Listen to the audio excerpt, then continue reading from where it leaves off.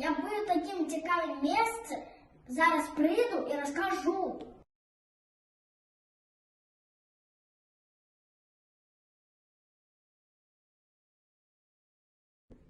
Дык а што гэта за цікавае месца, у якім ты быў? Мы з аднакласнікамі былі на экскурсіі ў музеі Вялікай Айчыннай вайны. І што цікавага ты там даведаўся? Расскажы!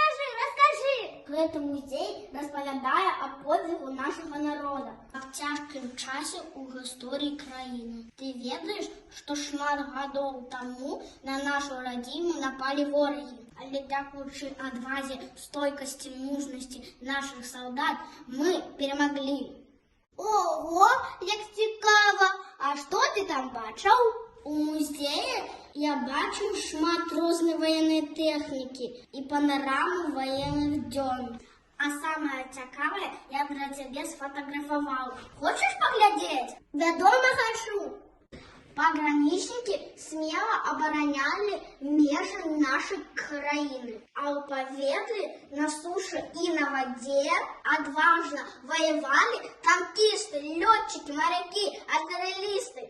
Ой, я б таксама хацела ўсё гэта ўбачыць. А пакуль ты можаш адправіцца на віртуальную экскурсію праз інтэрнэт.